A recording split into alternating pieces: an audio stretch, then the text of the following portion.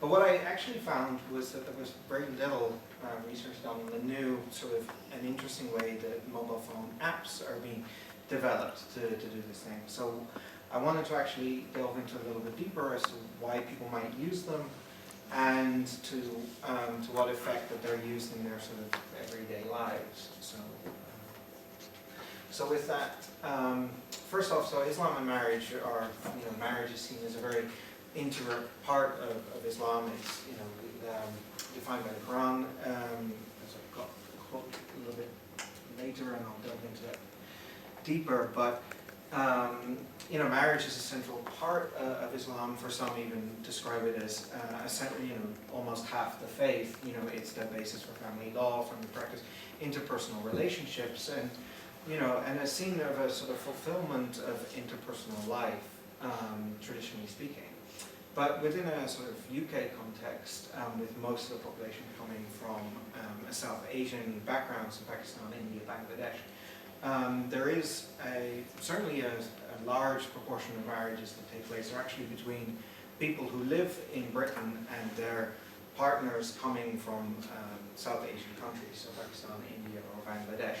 And actually, arranged marriages have remained relatively stable over the past years, and some reports have even suggested that they're increasing as the Muslim community in the UK is becoming more privatized and individualized, as some of the other presentations highlighted today, although that is contested. And in this space, sort of online matchmaking is sort of taking root and taking place. It's the same for everyone, I suppose, as I'll try and explain a bit later. But as you're trying, people are trying to find their partner or engage in sort of a Muslim understanding of marriage. There are online services that are catering to this desire, to this need. Some of which have actually are the result of a long sort of presence within the community, and other, such as some of the apps I'll go into later, that are very, very new. So, as I was saying, so marriage is a key element, and so there are two quotes from the Quran here that I've just got. So, marry those who are single, and God will make free from need if you want to. There is a marriage relationship for everyone who is curated. There is, and there is this traditional narrative around marriage that for everyone, there is someone out there. There's a Dutch expression, op elk potje past een deksel, this idea that, there is someone out there who fits perfectly with you, and this is a narrative that some of the people I've spoken to are also keen to emphasize. Their parents, their families, etc., are keen to see their children get married and develop. But marriage, has never necessarily been consensual within any context. But also, historically, there were proxies involved, and this is still the case. Involvement through or by proxy was not limited to daughters, but also to men. It's not only limited to Islam. Even if you have a Christian wedding in England, there's still the witness and the representative for both parties that is asked to be present and to state that they consent. So historically, the relationship between sort of families in getting married has been very close, and even in an online environment, this is still the case. But how does marriage function for the British Muslim community? Well, as someone earlier said, most marriages actually they have marriages twice. A bit like in the divorce cases, they stick to the sort of secular legal system. So most Muslims in Britain get married under the secular system, and they might have a religious ceremony as well. The actual religious wedding, because it's not seen as legally accepted, it's very often seen as an addition coming later. However, in some cases, they very often do them very close together, because from a sort of traditional perspective, it actually means, it makes the marriage within a religious legal tenet enforceable and as a complete marriage, not that, you either have one or the other, and therefore if for whatever reason one party decides not to go through with it, the other party is left in limbo or in a situation where their marriage is not acceptable or and such. So this again is a very is the case. There's also mosques or Muslim community centers are now accepted as official buildings where these ceremonies can take place. So it does mean that in some cases Muslim marriages can take place in a mosque, and they're sort of secularly or under the secular legal system they're accepted as being complete, but their religious ceremony is then done sort of additionally as well in the same building. So you have kind of two ceremonies on one occasion, rather than actually needing two ceremonies, which in the Netherlands, for example, you do, because you actually got to go to, and in Belgium I think as well, you've actually got to go to the courthouse to sign the documents, and so you physically need two weddings. In the UK you don't, and the most sort of the primary reason basically is because the Anglican Church doesn't require you to do that. Your Anglican priest can perform your marriage, and that's legally acceptable because of sort of freedom of religion. All the other religions, providing they adhere to certain standards, get the same privilege. So you can get married in a synagogue, in certain mosques, provided they have that sort of certification, then that takes place. So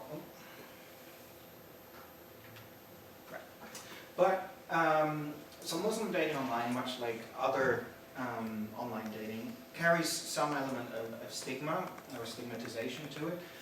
Certainly for the mainstream, this has been commented on that's going down. It's becoming more mainstream, although it's still seen as sort of a last resort. And for many people, whether they're religious or non-religious, you're more likely in a way to meet someone at work, at school, or in sort of everyday life, and it's seen as a slightly more acceptable way of meeting someone.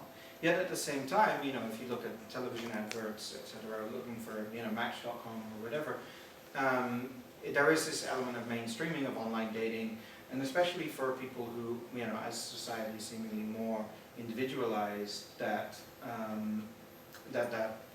they seem to cater to the needs and the communities that are being reached. So originally, before sort of mobile phone apps, etc., what actually existed were sort of regionally or community-based sites and mailing lists. So originally this actually started as physical mailing lists. People would have a sort of newsletter, and you would, a bit like the old newspaper personals, and this would circulate within a community or even just within the mosque of people who would be interested in meeting someone, etc. And the imam would sort of match people up, or there'd physically be a sort of almost like a speed dating event before that sort of it came into existence. So people would meet at a sort of informal gathering and meet prospective spouses in those occasions. But then later, as sort of online technology took off, you find two sorts of websites that take off, and then and that also translates then later into the mobile phone apps, which I'll get to later. First, you have sort of dating sites with space for Muslims. These are generally secular in outlook and just look to bring people together from all kinds of walks of life, but generally they'll have a sort of religion question, or sort of, where you identify as being Muslim, and then through other questions or things where you can define your values and your identity, that gives a space for Muslims to meet people they may or may not be interested in. Then there are actually Muslim dating sites who cater particularly to Muslims themselves, and they have a different sort of outlook in the way that they cater their questions and what they're limited to. They're all, and creates a different, the people who sign up are a different spectrum of individuals as well, which I'll go to in a second. But as in real life, most people, but especially Muslim women, are not necessarily given the opportunity to that's supposed to be define partner choices according to detailed options with regards to their preferences and desires.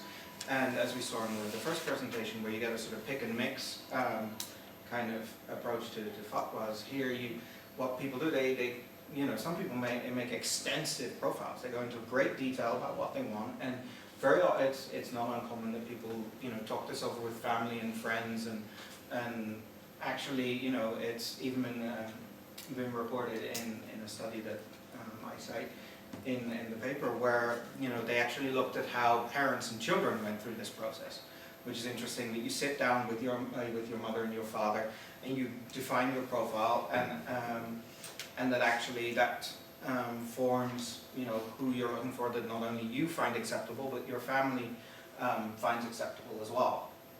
And this is really what I found most interesting as a case with what I was looking at, was actually how people use this possibility as an extension of their religiosity and their identity. So not only that these people weren't looking just for someone who was nominally Muslim, but actually belonged to the same law school, and some people could define this into great detail, or whether people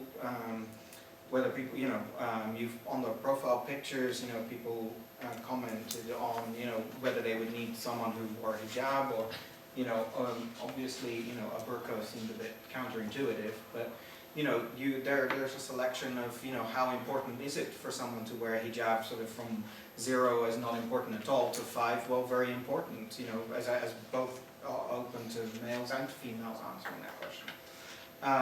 Other examples are things like how important was it that they spoke Arabic, or other communal languages, ethnicity. Some of course overlapped with sort of more secular websites that were out there.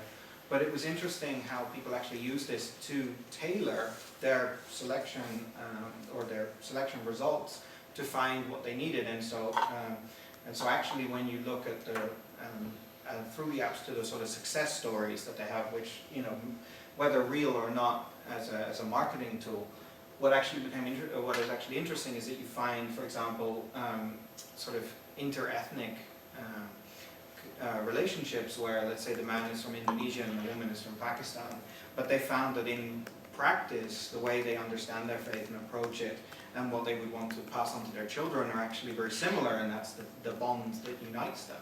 Whereby, under more sort of traditional ways in which these communities interact in Britain, those two would never have met. They're just, one, because the Indonesian community is tiny, relatively speaking, and probably because of the ways that the communities would interact within as an intergroup, and therefore the partner choice would be from that. Now, the MAT is the Muslim Arbitration Tribunal, which was mentioned further. They released a report in 2015, which sorry, that's the access date. They released it in 2014, which actually reports that 70% of marriages contain some sort of level of coercion. And in this case, one of the things that was found, that online matchmaking in this regard actually helped, or that I think could help, is this gap between sort of elders and the youth in this regard, because it, for the sort of individuals and their parents who sat down and defined what they want, it provided a very sort of convenient, a very clear template, where whether you did it simultaneously, just sat behind the laptop and filled it in, or whether you made a screenshot, printed it out, and hand wrote it and compare notes, however people did that. What you actually had was, it enabled the sort of 2 or 3 individuals involved to actually talk about what they wanted, and to make and to not assume that the others automatically wanted what they wanted, and wanted the same things. And in turn, it also made it possible that, let's say, for individuals where they differed from their parents, and if it caused sort of anxiety about, well, you're not going to find anyone like that, well, actually, if you then clicked search and you ended up with 100 choices, that at least made parents feel somewhat, somewhat relieved. It might not be the right way of describing it, but at least confident that there would be someone out there. And so this idea of whether that be ultra-conservative or ultra-liberal in that way didn't really matter. The fact that it became a personal tailoring to needs and desires would also reduce this sort of element of coercion. So in conclusion, what I actually found was that, that through these various apps, people use them to actually meet their immediate sort of needs and desires, both on a sort of physical level as well. People rated pictures, and the Tinder swipe left, swipe right element, some have incorporated that as well. And that still exists, but at the same time there are people who clearly go through great detail of sort of giving essay answers to every sort of one-line question, and put a lot of effort in to try and tailor, and take it very seriously, and in that regard do aim and hope to look for that one person that they can, with similar hopes and goals, and build on it from that. So